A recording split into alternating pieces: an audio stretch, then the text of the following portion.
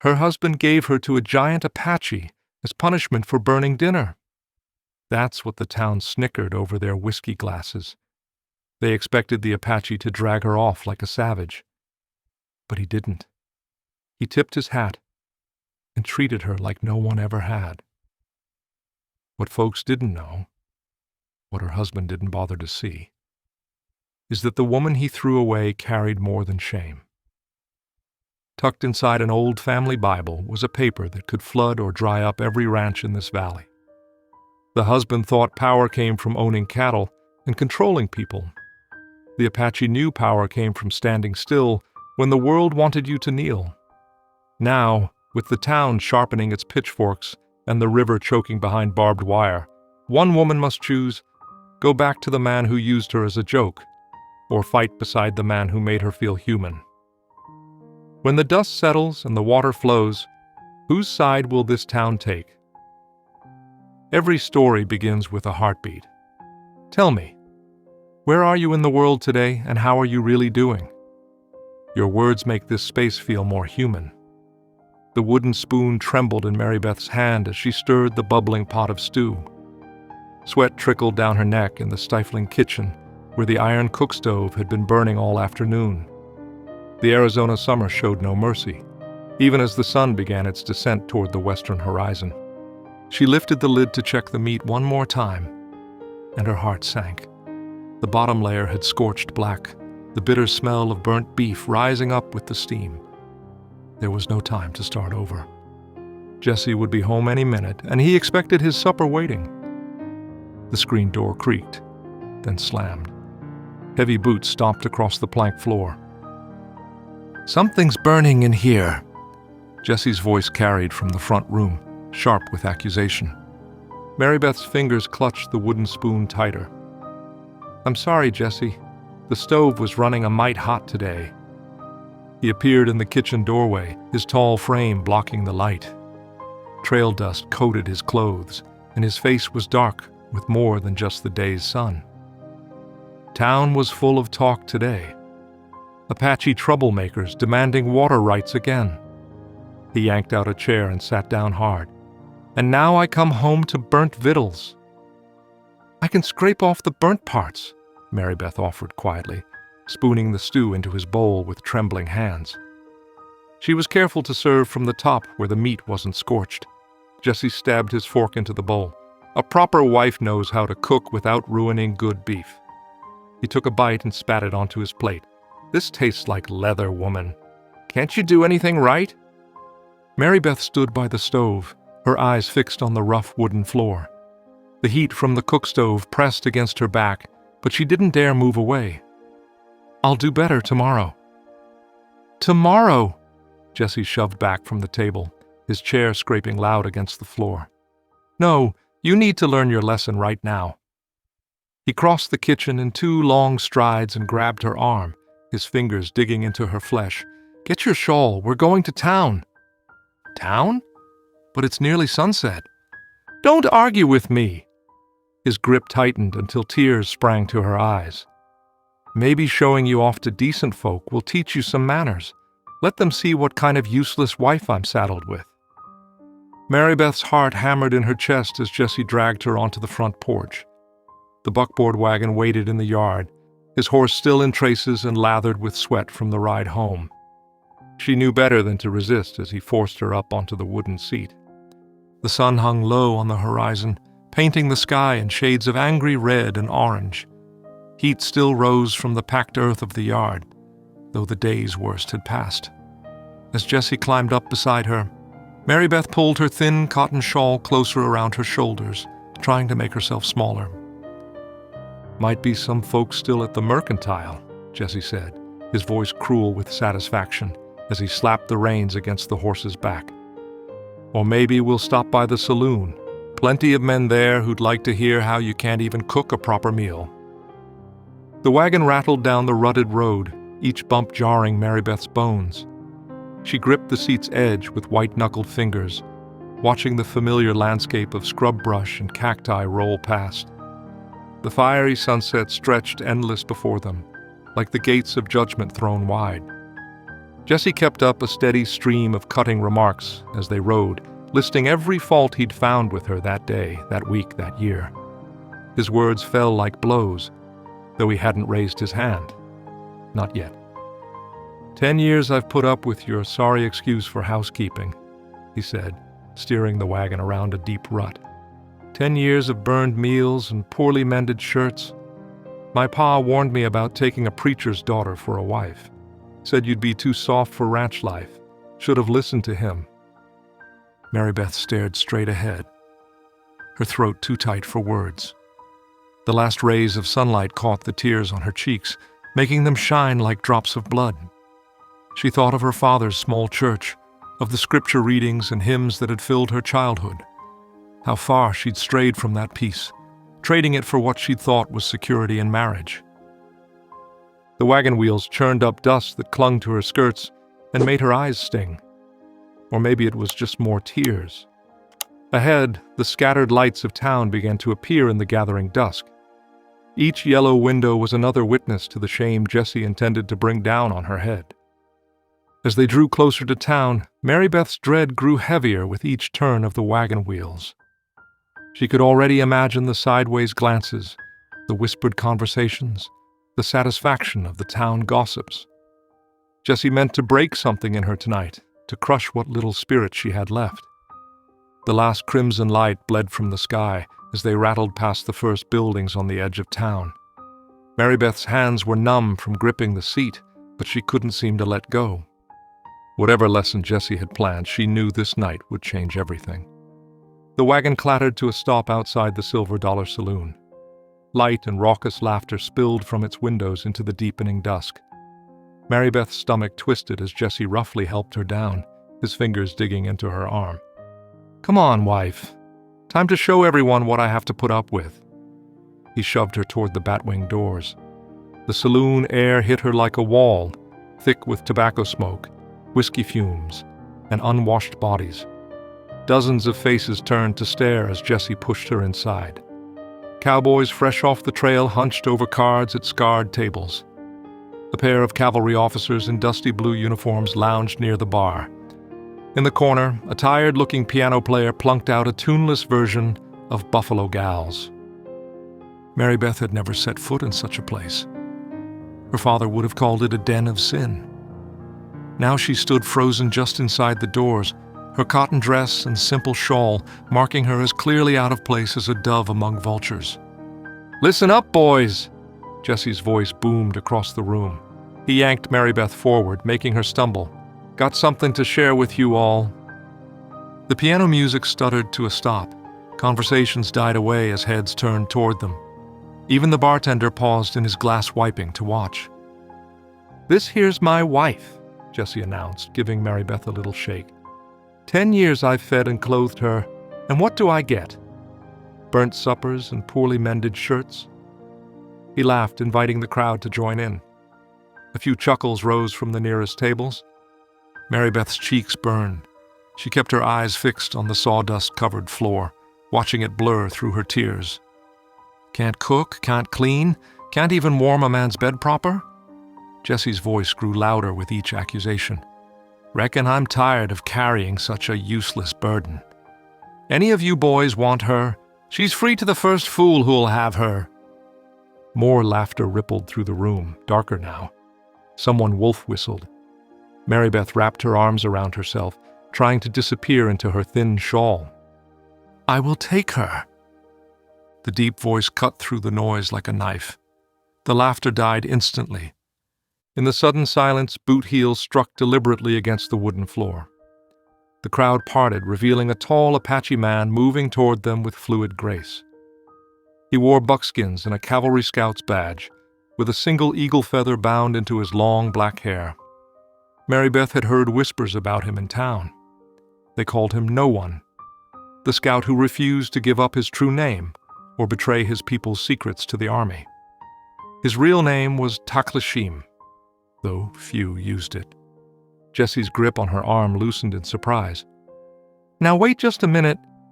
Taklashim stopped before them, his dark eyes calm and direct.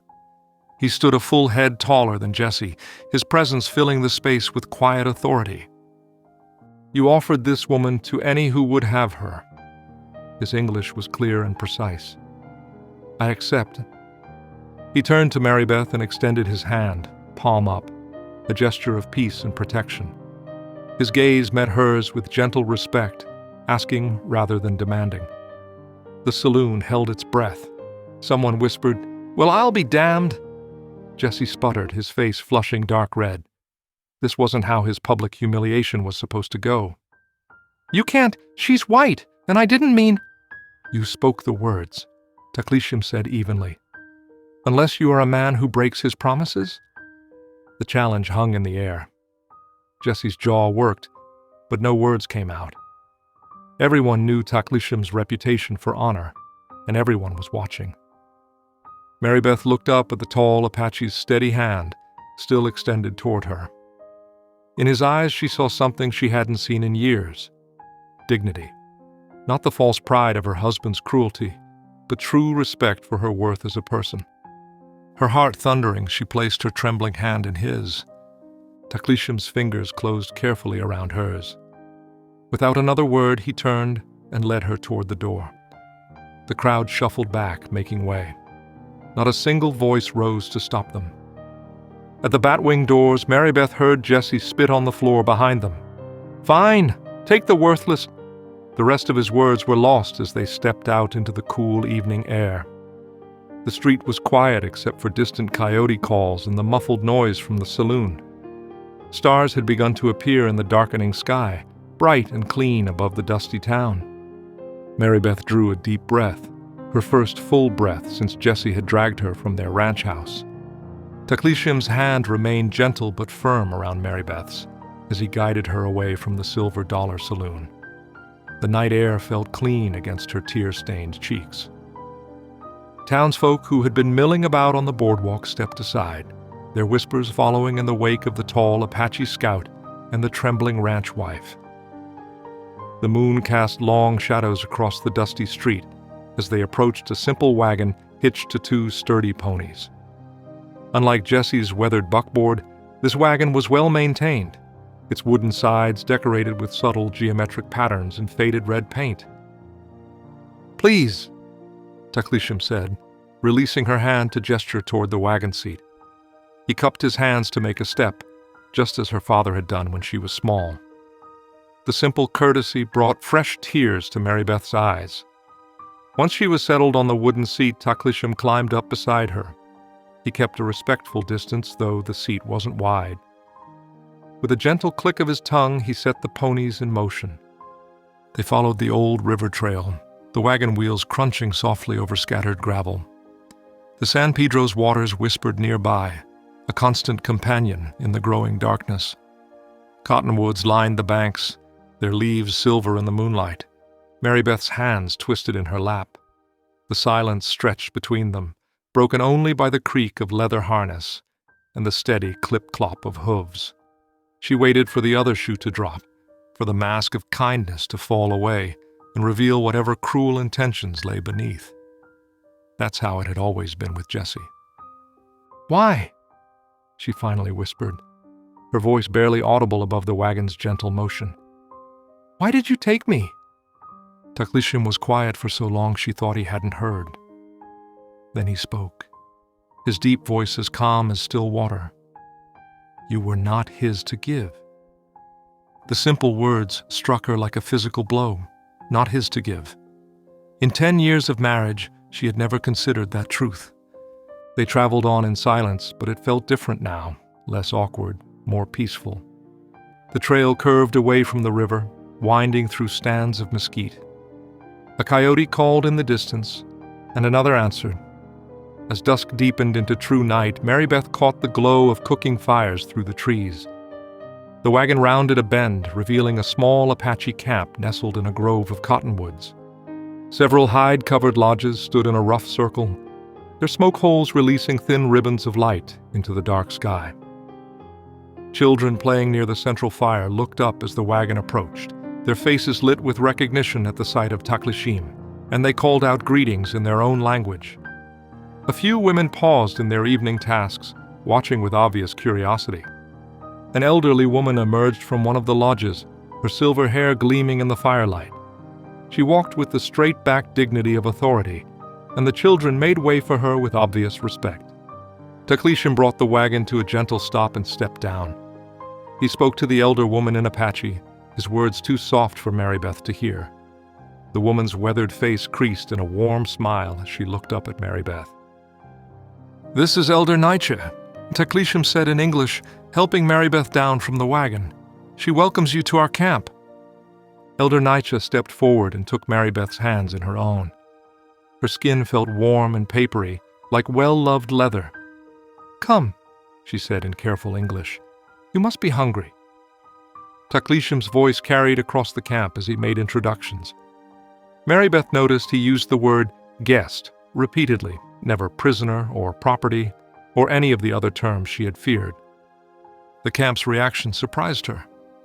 There were no hostile stares, no whispered threats.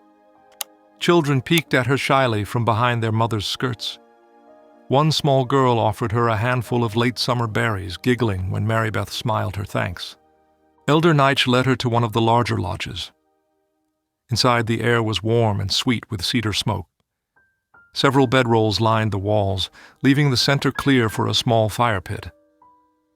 The elder woman pointed to an empty space near the fire. "Here," she said, spreading a clean blanket over sweet-smelling grass. "You sleep here. Safe." Marybeth stood very still, understanding slowly dawning.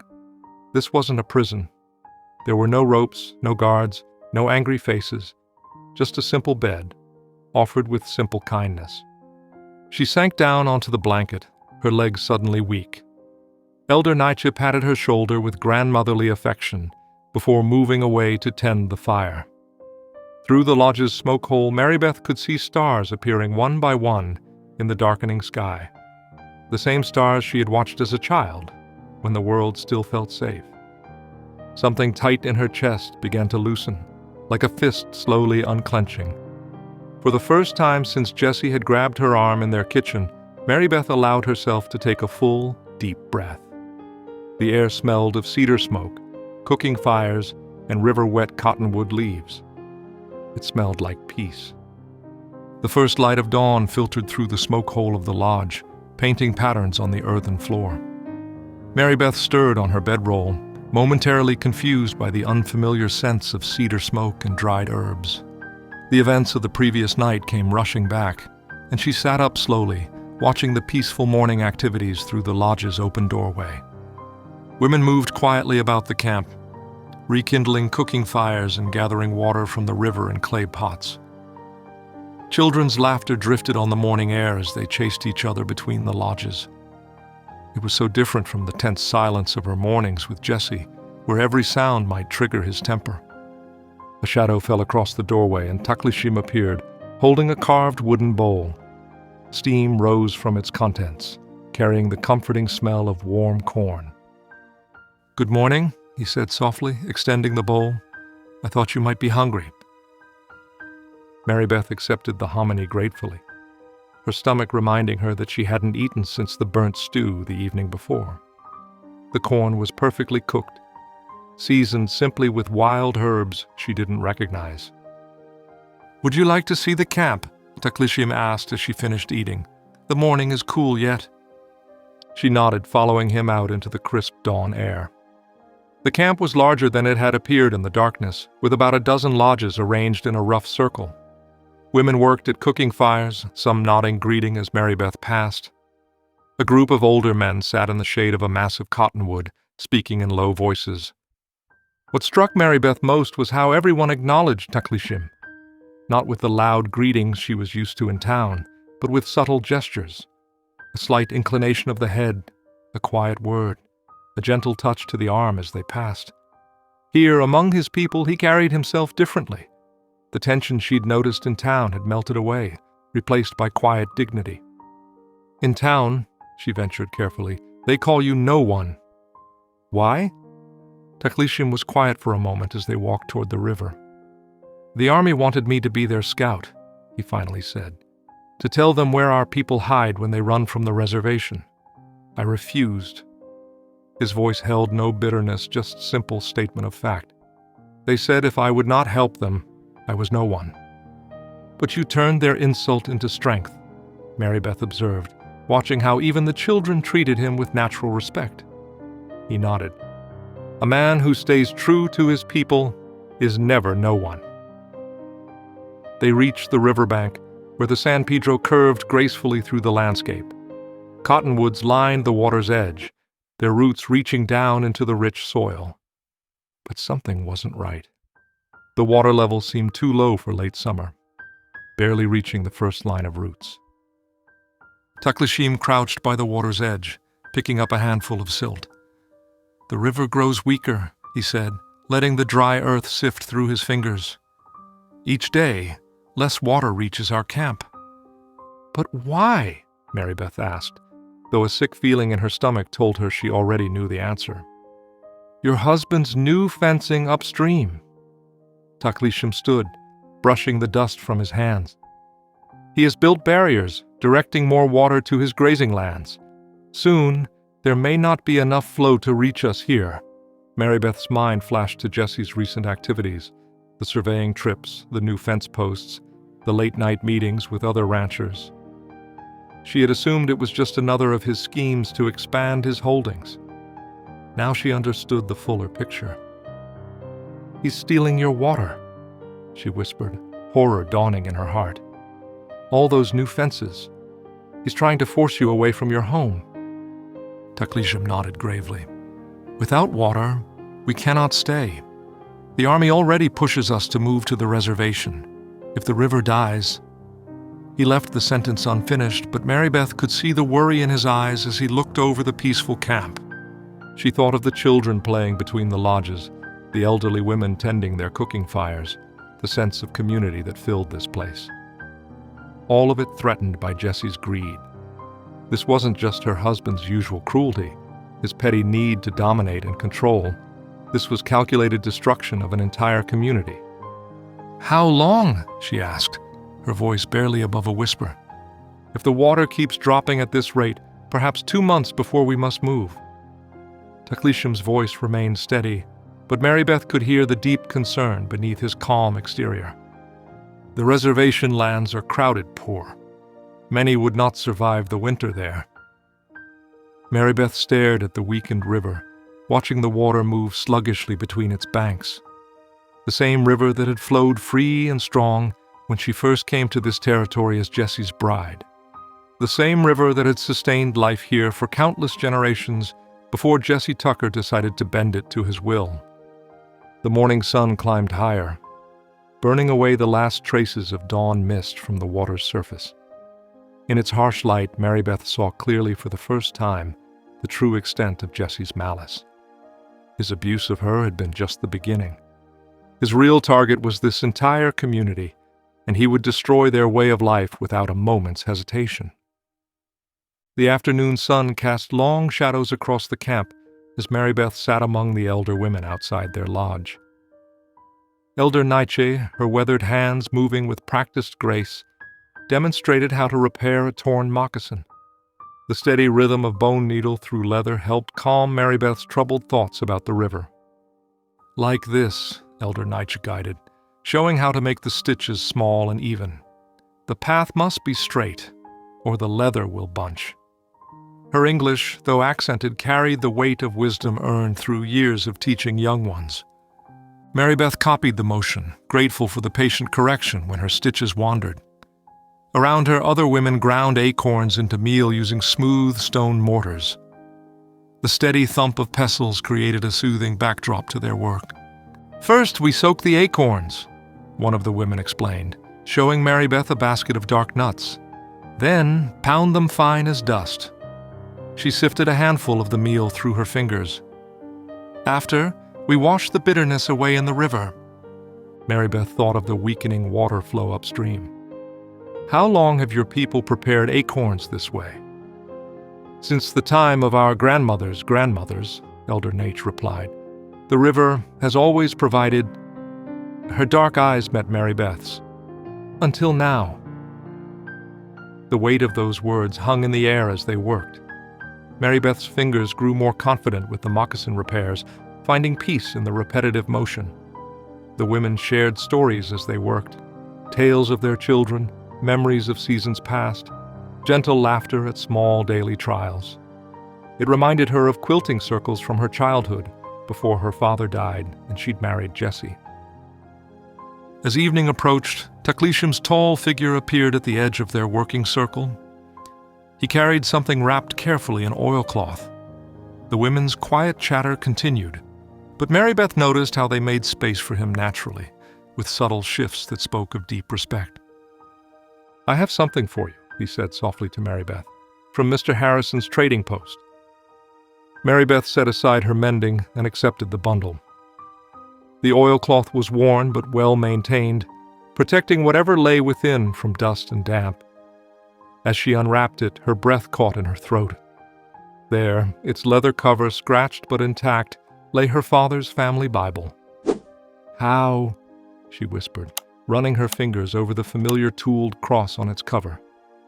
"The trader remembered your father," Taklishim explained, settling cross-legged nearby. "Said Jesse sold this to him years ago for whiskey money. When I described you, he knew it should be returned." Tears blurred Mary Beth's vision as she opened the Bible carefully. The pages still held her father's familiar handwriting, sermon notes, birth records, favorite passages marked with pressed flowers.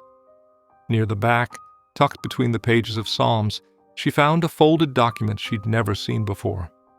Her hands trembled as she opened the yellowed paper. It was a land deed, dated 15 years earlier.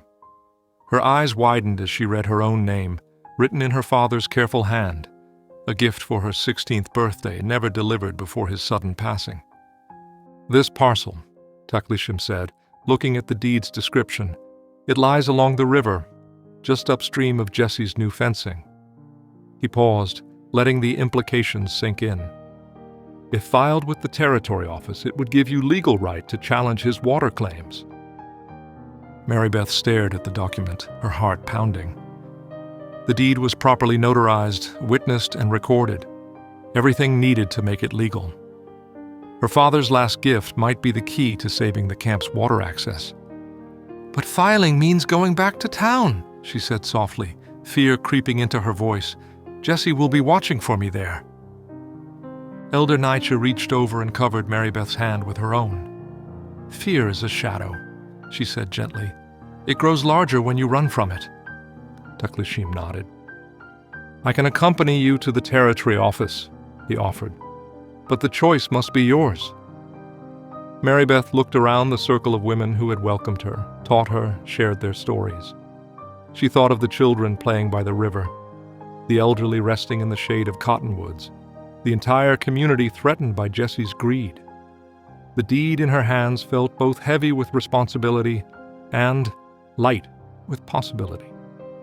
"My father always said that doing right isn't the same as doing easy," she said, carefully folding the deed and returning it to its hiding place in the Bible. Her voice grew stronger.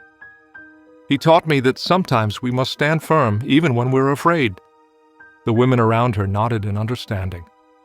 Elder Nietzsche squeezed her hand once more, before returning to her mending. The steady rhythm of pestle against mortar resumed, but now it felt like a heartbeat of hope. Mary Beth held her father's Bible close, drawing strength from its familiar weight. The choice before her was clear, even if the path was frightening. She would have to return to town, face the shadows she'd fled, and fight for something larger than herself. The eastern sky was barely touched with pink when Mary Beth stepped out of the women's lodge.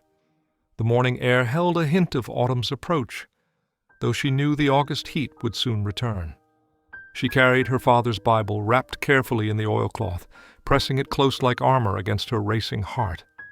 Taklishim already had the wagon ready, the horses stamping quietly in the pre-dawn stillness. He nodded a greeting, helping her arrange her simple belongings in the back. Before they could depart, several women emerged from their lodges, approaching with purposeful steps. Elder Nietzsche came first, pressing a small leather pouch into Mary Beth's hands. "Medicine bundle," she explained softly, "for courage. My grandmother made it for her first hunt." The pouch smelled of sage and sweet grass, worn smooth by generations of worried hands. Another woman who had taught Mary Beth to grind acorns offered a tightly woven basket no bigger than her palm. Inside lay 3 perfect acorns. "From the strongest oak by the river," she said. "They remember how to stand firm." A young mother whose baby Mary Beth had helped tend stepped forward with a beaded bracelet of blue and white. "For clear sight," she explained, tying it gently around Mary Beth's wrist, "to see the path through shadows." Each gift carried weight beyond its size, filling Mary Beth's heart with unexpected strength. These women who owed her nothing were arming her with their faith and traditions. She tucked each token carefully into her pocket, unable to find words worthy of their meaning. The sun had fully cleared the horizon when they set out, the wagon's wheels crunching over rocky ground. Taklishim guided the horses with gentle confidence, choosing paths that avoided the worst of the terrain.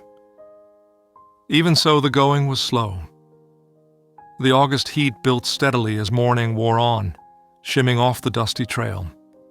They passed the morning in comfortable silence, broken only by the creak of leather and the steady clip of hooves. Near midday, when they stopped to rest the horses in a patch of shade, Taklishim shared some dried meat and corn cakes from his provisions. "My wife, Nasha, was a fine cook," he said quietly, offering Mary Beth a water skin. "She could make even trail rations taste like feast food." His voice held warmth rather than sorrow when he spoke of her. "What happened to her?" Mary Beth asked softly, sensing this sharing was a gift of trust. "Fever, 3 winters ago." Taklishim's eyes gazed at the distant mountains. "She taught me about standing still in storms." Mary Beth waited, knowing there was more to come. The breeze carried the scent of sun-baked sage as Taklishim continued. "When I was young, I saw a great oak in a storm. All the smaller trees thrashed and broke, but the oak stood still, letting the wind pass around it. Nasha was like that oak." He touched the medicine pouch at his belt. "When soldiers came to our camp, when traders cheated us, when children were taken to Eastern schools, she stood still. Not giving in, but not breaking either." "How?" Mary Beth asked, thinking of her own years of bending before Jesse's storms. "She said the oak's roots go deep, drawing strength from earth and ancestors." His eyes met Mary Beth's. "Your father's teachings, the women's gifts, these are your roots now." They resumed their journey as afternoon lengthened into evening. The wagon rocked steadily over the rough trail, each mile bringing them closer to tomorrow's confrontation. As twilight softened the landscape, they made camp beside a dry creek bed. Cottonwood trees stood like sentinels, their leaves whispering in the cooling air. Taklishim built a small fire while Mary Beth laid out their simple supper. They ate without speaking, but the silence between them had changed. It held understanding deeper than words, built on shared stories and mutual respect. Mary Beth felt the weight of the medicine pouch in her pocket, the smooth acorns, the beaded bracelet. She touched her father's Bible, thinking of roots and storms, and standing still. The fire's glow caught the plains of Taklishim's face as he studied the stars emerging above. He looked nothing like the frightening figure Jesse and other townsfolk described in their bitter talk. Instead, she saw quiet strength, hard-earned wisdom, and a gentle heart that had known both love and loss. They had not touched since that first night when he led her from the saloon. Yet Mary Beth felt closer to him than she had to anyone since her father died. It was a closeness built not on words or gestures, but on the steady foundation of being truly seen and respected. The creek bed's dry stones gleamed pale in the starlight, waiting for rain to return and bring life again. Mary Beth thought of the weakened river by the camp and of tomorrow's challenge. Like the creek bed, justice might seem dry now, but that did not mean hope was lost. Sometimes one had to stand still and trust in deeper waters. Dawn painted the sky in pale watercolors as Mary Beth and Taklishim's wagon rolled into San Pedro Crossing. The town was already stirring, the clang of hammers and shouts of workers echoing through the dusty streets. Jesse's men swarmed like ants around new fence posts, driving them deep into the hard earth along the river's edge. Mary Beth's fingers tightened around the oilcloth-wrapped Bible in her lap. The medicine pouch from Elder Nightja pressed against her hip, a reminder of the quiet strength waiting back at camp. She drew in a deep breath of the morning air, tasting dust and wood smoke. "The land office opens early," Taklishim said quietly, guiding the horses down the main street. Several townspeople stopped to stare, women hurrying their children to the other side of the road. Mary Beth sat straighter, refusing to shrink under their scrutiny. The land office occupied a narrow building wedged between the general store and the telegraph office. Its windows gleamed in the early light, already open for business. Mr. Dobson, the clerk, could be seen through the glass bent over his ledgers. Taklishim helped Mary Beth down from the wagon, his movements deliberate and unhurried. Together they climbed the wooden steps to the office door. The bell chimed as they entered, making Mr. Dobson jump in his seat. "Mrs. Tucker." His round face paled at the sight of them. "I wasn't expecting—" His eyes darted between Mary Beth and Taklishim, then to the window where Jesse's men could be seen working. "Good morning, Mr. Dobson." Mary Beth's voice came out steadier than she felt. She unwrapped the Bible and carefully extracted the deed. "I need to file this land deed, please."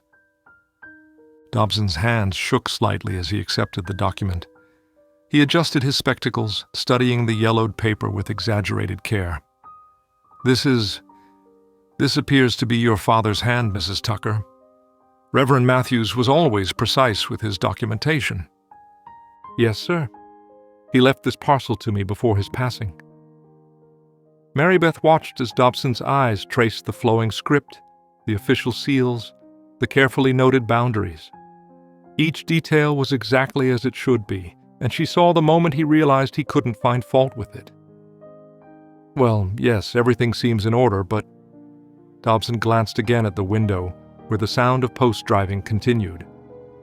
"Filing requires certain procedures, a witness signature, and my official stamp, you see.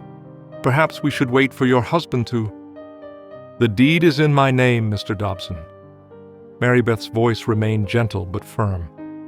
"I don't require my husband's permission to file my own property." Taklishim hadn't moved from his position near the door, but his presence filled the small office like a gathering storm. Dobson's eyes kept darting to him, then away, as if afraid to look too long. Of course," Dobson muttered, shuffling papers on his desk. "But finding a proper witness at this hour—" "I will witness." Taklishim's deep voice made Dobson start again. "I am known to the Army as a scout. My mark is accepted on their documents." Dobson's mouth opened and closed several times. Outside, the hammering grew louder, accompanied by shouts and the lowing of cattle. The morning was heating up, and sweat beaded on the clerk's forehead. That is—" Dobson looked desperately around the office, as if hoping someone else would appear to save him from this decision. Finding no escape, his shoulders slumped.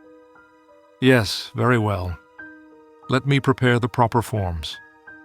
The next few minutes passed in tense silence as Dobson's pen scratched across paper.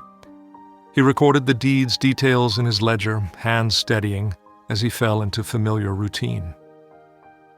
Taklishim made his mark as witness, the careful symbols of his name stark against the white paper. Finally, Dobson raised his official stamp. The metal caught the morning light as he held it suspended for a moment. Mary Beth held her breath. The stamp came down with a decisive thunk, leaving its inked impression on both deed and ledger. "There," Dobson said, his voice slightly higher than normal. "Everything is properly filed and recorded. The deed is officially registered to you, Mrs. Tucker." He handed her the stamped documents with trembling fingers. "Thank you, Mr. Dobson." Mary Beth carefully wrapped the papers in the oilcloth alongside her father's Bible. Each movement felt deliberate, weighted with significance. As they stepped out of the land office, the town's tension pressed against them like a physical force. Jesse's men had noticed their presence now, pausing in their work to stare and mutter among themselves. The sound of hammering had stopped, leaving an ominous quiet broken only by the snort of horses and the distant call of a meadowlark. Taklishim helped Mary Beth back into the wagon, his movements still unhurried but purposeful. The medicine pouch bumped against her hip as she settled onto the seat, and she touched the beaded bracelet at her wrist. Like the oak in Taklishim's story, she would stand still in this storm. The wagon wheels creaked as they pulled away from the land office, leaving the sound of resumed hammering behind them. The deed was filed. The first step was taken. Whatever came next, there would be no going back. Word spread through San Pedro Crossing like wildfire on dry grass. By mid-morning, every shop owner, ranch hand, and townsperson knew about Mary Beth Tucker's deed filing. The news traveled from the general store to the saloon, across front porches and through back alleys, growing more dramatic with each telling. Jesse Tucker's boots thundered up the land office steps just before noon. He burst through the door with such force that the bell nearly tore from its mounting. Mr. Dobson dropped his pen, ink splattering across the ledger he'd been updating. "What's this I hear about you filing papers for my wife?" Jesse's face was red with rage, his hat pushed back on his head. Sweat darkened the collar of his shirt. Dobson's round face went pale. "Mr. Tucker, Everything was in order. The deed was legitimate." "Legitimate?" Jesse slammed his fist on the desk, making Dobson jump. "That Indian kidnapped my wife. Nothing about this is legitimate." Outside, people began gathering on the street. The commotion drew curious onlookers from the general store and saloon. Through the window, Mary Beth and Taklishim could be seen approaching from the direction of the sheriff's office, where they'd been waiting. "Sheriff!" Jesse bellowed, storming back outside. "I want that Apache arrested. He took my wife against her will." Sheriff Jonas Creed stood on the boardwalk, his weathered face unreadable. The badge on his chest caught the noon sun. Behind him, Taklishim remained perfectly still, his presence like a mountain shadow. Mary Beth stood straight back beside him, her father's Bible clutched to her chest. "Now, Jesse," the sheriff's voice was measured, careful. "Let's not do anything rash. The law's got to sort this out proper." The crowd pressed closer, hungry for drama. Women whispered behind raised hands. Ranch hands shifted nervously, hands near their belts. The air felt thick with tension, like the moments before a summer storm breaks. "Sort what out?" Jesse's voice cracked like a whip. "He took her from the saloon." Everyone saw it. "I went willingly."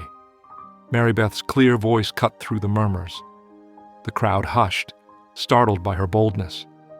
"You gave me away like a piece of property, Jesse Tucker. Remember?" Jesse's face darkened. "You shut your mouth, woman. You're addled from whatever tricks he's played on you." "The only tricks played were yours." Mary Beth took a step forward. Her voice trembled slightly but grew stronger with each word. "Stealing water, rights from peaceful people.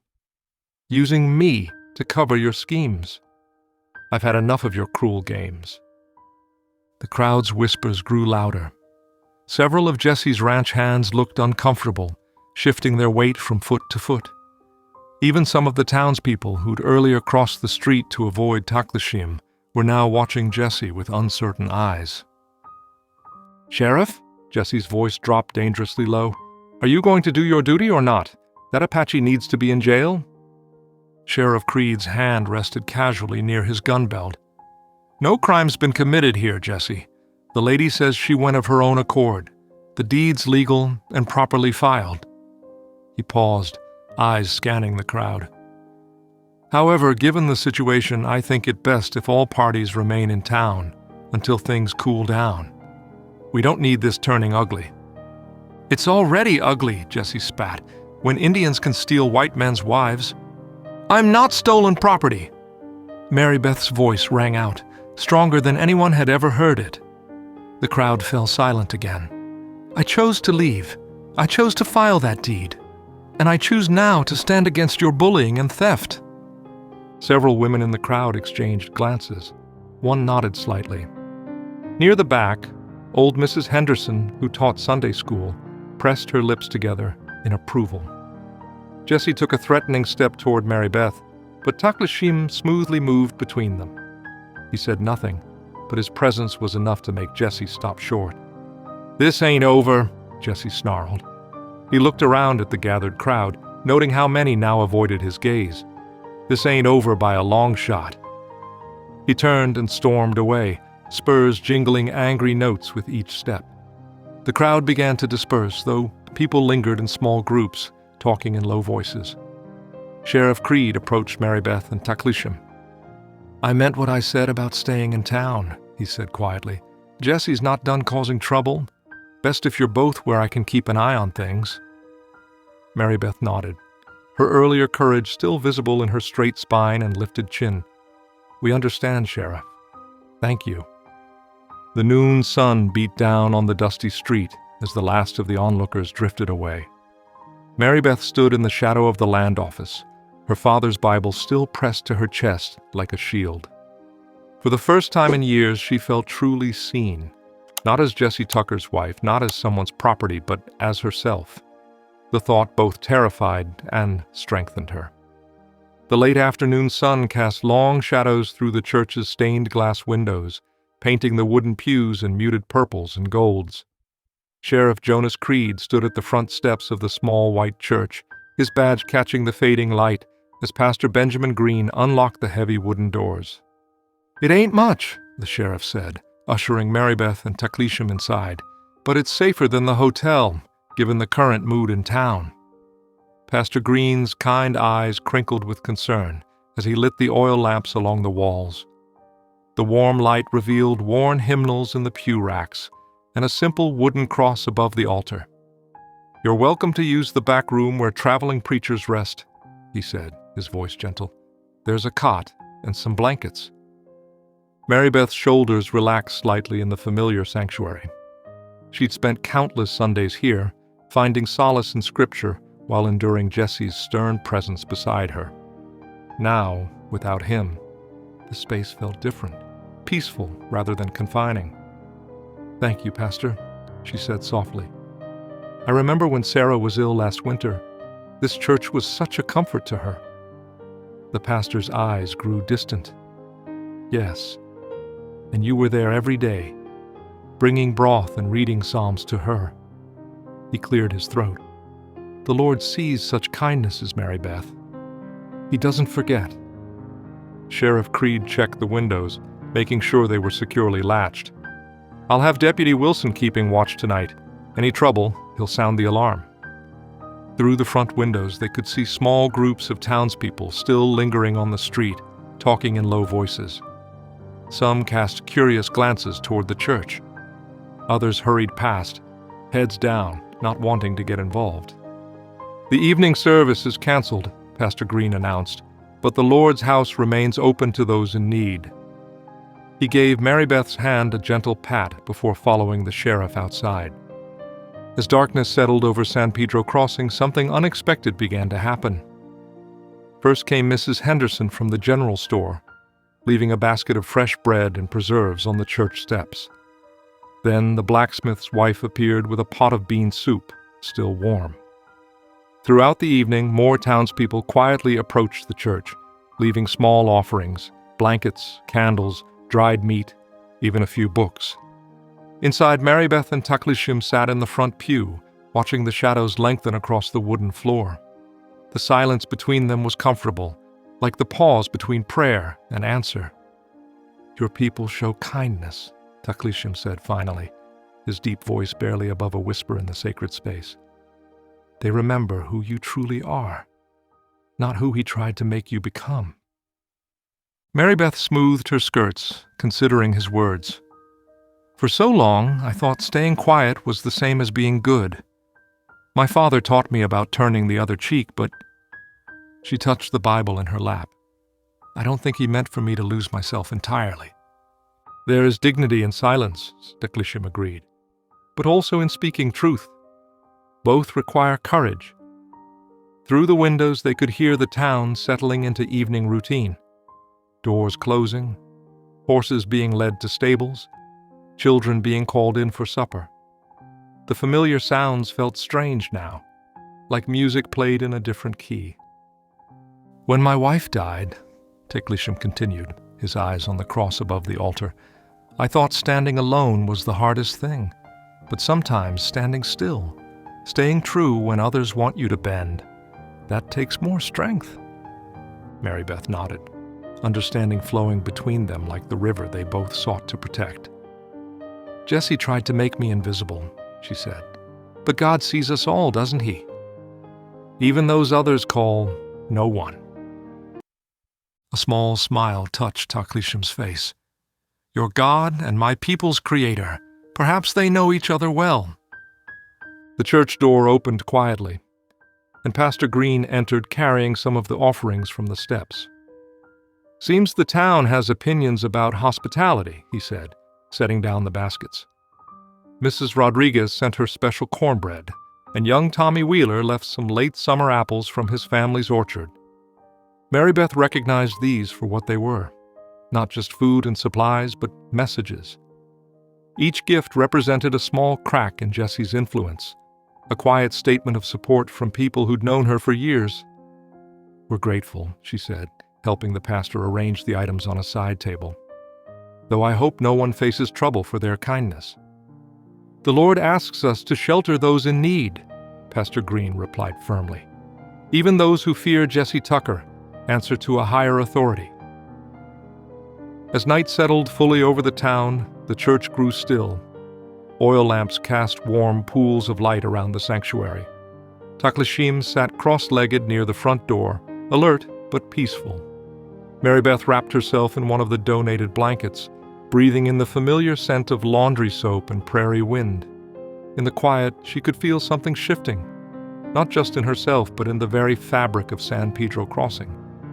Each small act of kindness, each silent gesture of support, weakened the grip of fear that Jesse had held over them all. Tomorrow would bring its own challenges, but tonight, in this sacred space, she felt the first real stirrings of hope. Dawn crept over San Pedro Crossing, painting the church windows in pale gold. Mary Beth woke to the sound of boots on wooden planks outside, Jesse's men, no doubt, making their presence known. Their shadows moved across the frosted glass like circling wolves. Through the thin walls, angry voices carried clearly. Apache scout done stole Tucker's wife, one man declared. Probably bewitched her with some heathen spell. Heard he's been planning this for months, another added, using that water dispute as cover to get close to the ranch. Mary Beth's hands trembled as she smoothed her skirts, but her jaw tightened with determination. These were the same men who'd laughed at Jesse's cruel jokes, who turned away when he'd gripped her arm too tight in public. Their words couldn't hurt her anymore. Teclishim sat cross-legged near the door, his weathered hands moving steadily as he drew a small whetstone along the blade of his hunting knife. The quiet, scraping sound filled the church with its rhythm, not threatening but purposeful, like her father's old pocket watch, marking time until the moment of truth. They wish to make me a villain, he said without looking up. It is easier than facing their own wrongs. Pastor Green arrived with fresh coffee and biscuits, his kind face creased with worry. Sheriff Creed called for a town hall meeting at 2 o'clock, he announced. Says it's the only way to settle this proper before things get out of hand. Mary Beth nodded, reaching for her father's Bible. The leather was soft with age, its pages marked with dried flowers and underlined verses. She opened to Psalms, where her father's neat handwriting filled the margins with notes about courage and justice. My father believed the truth always rises, she said softly, running her fingers over the familiar words. Like cream in fresh milk, you can't keep it down forever. The morning stretched on, marked by the steady scrape of Teclishim's whetstone and the whisper of Bible pages. Outside, the town bustled with unusual activity as people prepared for the afternoon's drama. Mary Beth could hear wagon wheels on packed dirt, doors opening and closing, voices rising with speculation. At noon, the church bell rang 12 solemn times. Pastor Green brought them a simple lunch of bread and cheese, but Mary Beth could barely eat. Her stomach churned with equal parts fear and resolve. Jesse will try to shame me again, she said, more to herself than the others. "But this time, I won't be silent." Taklishim carefully wiped his blade and sheathed it at his belt. Sometimes, the strongest weapon is a quiet truth, spoken clearly. As 2 o'clock approached, the town bell began to toll again. Mary Beth stood, smoothing her hair and straightening her shoulders. She tucked her father's Bible into her apron pocket, its familiar weight giving her strength. "Are you ready?" Pastor Green asked gently. Mary Beth looked at Taklishim, who stood tall and dignified despite the whispers and threats. She thought of the Apache camp by the river, of the women who'd welcomed her without judgment, of the quiet peace she'd found there. "Yes," she said firmly, "I'm ready to speak my truth." They stepped out into the bright afternoon sun. The street was lined with townspeople, all turning to stare as Mary Beth and Taklishim walked side by side toward the town hall. Some faces showed sympathy, others scorn, but Mary Beth kept her eyes forward, her steps steady. She could see Jesse's men clustered near the town hall steps, their hands resting meaningfully on their gun belts. Jesse himself stood at the top, his face dark with barely contained rage. But something had changed in how Mary Beth saw him. Where once his anger had seemed huge and terrifying, now she saw only a small man, desperate to appear larger than he was. Sheriff Jonas Creed met them at the bottom of the steps, his badge catching the sun. "Mrs. Tucker," he said formally, then nodded to Taklishim with careful respect. "We'll do this proper and peaceful. Everyone gets their say." Mary Beth touched the Bible in her pocket, feeling the strength of generations flowing through its worn pages. Her father's voice seemed to whisper with the afternoon wind. "Stand firm in truth, daughter. The Lord sees all." As they climbed the steps into the town hall, Mary Beth felt a curious calm settle over her. The packed room ahead hummed with tension, but she was ready. The time for silence had passed. Now was the moment for truth to rise, clear and unstoppable as cream and fresh milk. The town hall's wooden benches groaned under the weight of what seemed like every soul in San Pedro Crossing. Dust motes danced in the shafts of afternoon light streaming through the high windows, and the air hung thick with tobacco smoke and tension. Sheriff Creed stood at the front, his badge catching the light as he called the hearing to order. Jesse Tucker rose first, his boots heavy on the planked floor. His face was flushed with barely contained fury as he jabbed a finger toward Taklishim. "That Apache scout kidnapped my wife," he bellowed, his voice echoing off the walls.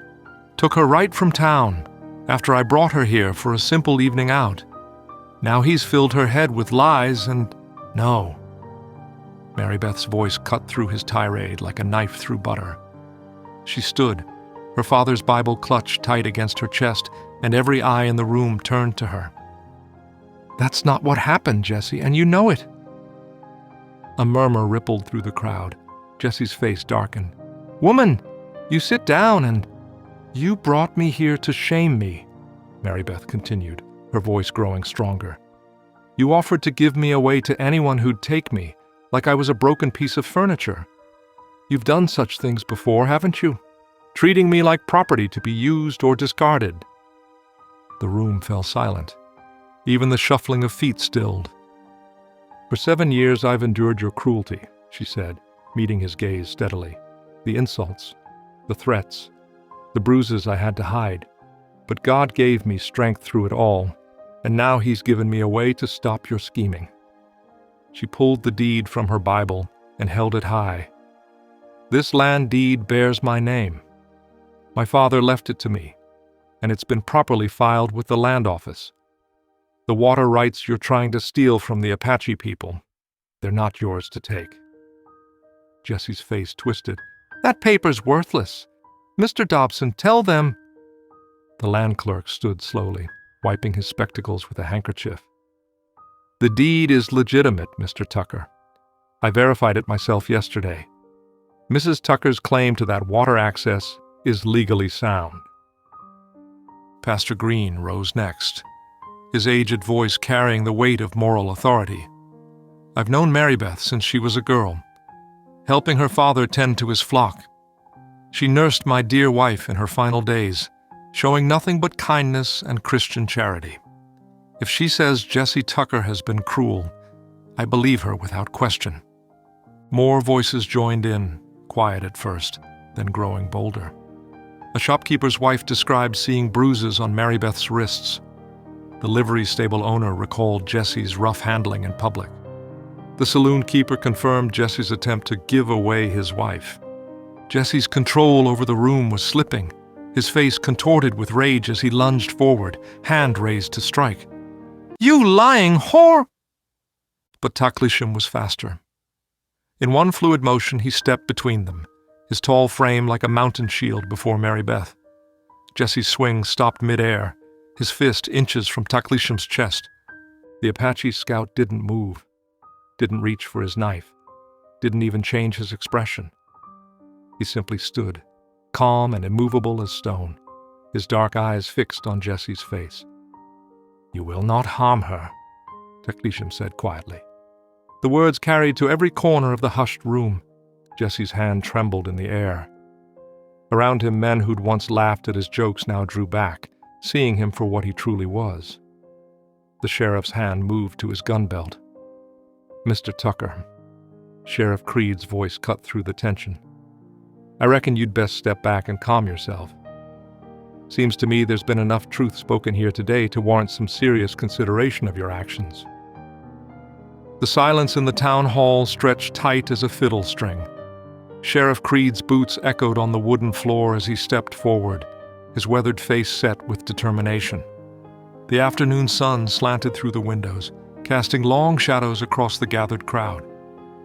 "I've seen enough," Sheriff Creed declared, his voice carrying the weight of authority. "Mr. Tucker, your actions today confirm everything Mrs. Tucker has testified to. This hearing finds in her favor." Jesse's face twisted with rage, but the sheriff continued before he could speak. "You'll remove every fence blocking water access to the Apache camp by sundown tomorrow. Furthermore, you're fined $50 for attempted assault in this very courtroom." "You can't," Jesse started, but the sheriff's stern gaze cut him short. "I can, and I will. Unless you'd prefer to discuss this matter from inside a jail cell." The crowd that had moments ago pressed close to the drama now began to shift away from Jesse. Whispers rippled through the room, carrying fragments of "never knew" and "poor woman" and "should have seen it sooner." Women who had once turned their backs on Mary Beth now offered small nods of support.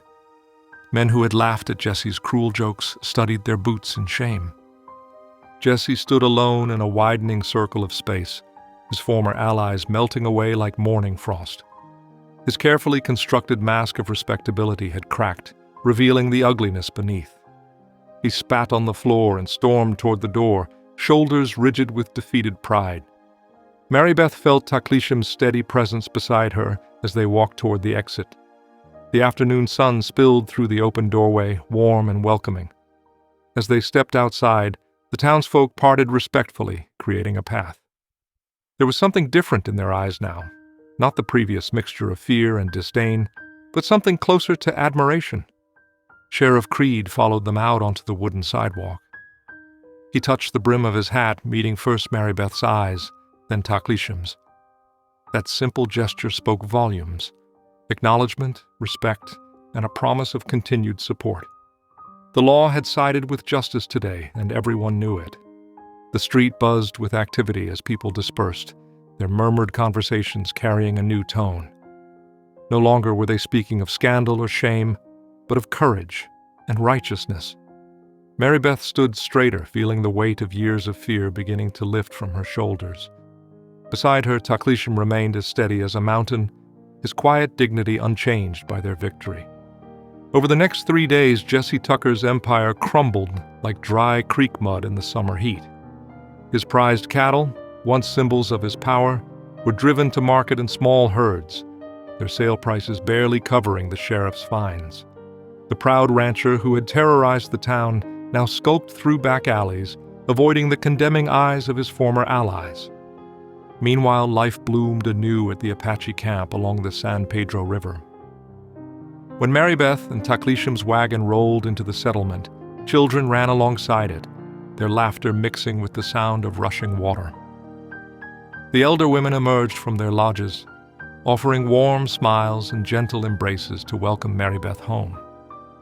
The river, freed from Jesse's choking fences, sang its ancient song through the cottonwoods. Clear water tumbled over smooth stones, bringing life back to the parched earth. Young corn plants stretched toward the sky in the small gardens, promising a harvest worth celebrating. Each morning, Marybeth sat with the women, her needle flashing in the sunlight as she taught them new stitching patterns. Her father's Bible rested in her lap, and she would often pause her sewing to read passages, translating the words of hope and redemption. The women listened intently, weaving these new stories into their own rich tapestry of beliefs. Taklishim worked alongside the men, his tall figure a reassuring presence as they patrolled the riverbank. They reinforced the water rights markers, ensuring their access remained clear and undisputed. Sometimes Marybeth would catch his eye across the camp, and they would share a quiet moment of understanding. Two souls who had found strength in standing together for justice. The camp flourished under this new harmony. Marybeth's gentle wisdom and Taklishim's steadfast leadership created a bridge between two worlds, proving that dignity and respect could overcome the deepest divisions. Golden leaves drifted down from the cottonwoods as September painted the desert in softer hues. The evening air carried a hint of autumn's promise, cooler and gentler than the harsh summer heat. Outside the lodge, a brass lamp cast a warm glow over a circle of eager faces as Marybeth guided small fingers across a slate board. "That's right, Sarah," she encouraged, watching the young girl trace the letter M with careful determination. Just like the mountain standing tall.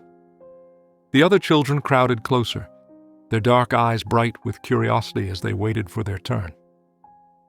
A few feet away, Taklishim sat cross-legged on a woven blanket, his skilled hands working steadily to repair a fishing net. Though focused on his task, he would occasionally glance up, a gentle smile touching his eyes as he observed Marybeth's patient teaching. The lamplight flickered across their small gathering, casting dancing shadows on the lodge walls. As the children sounded out their letters, their voices merged with the evening chorus of crickets and the distant murmur of the river that had brought them all together. Marybeth caught Taklishim's gaze across the circle of light. In that quiet moment of shared understanding, her heart swelled with gratitude. She remembered that night in the saloon, when Jesse had tried to shame her before the town. What he'd intended as her greatest humiliation had instead led her to this, a life rich with purpose, respect, and belonging. Here, among these people who valued her skills and spirit, she had found what she'd never known in all her years as Jesse Tucker's wife. Taklishim had seen her true worth that night, treating her not as property to be discarded, but as a person worthy of dignity and choice. In saving her, he had helped her save herself. If something in this story whispered to your spirit, stay a while. Subscribe and come back tomorrow. The next story may be the one you didn't know you needed.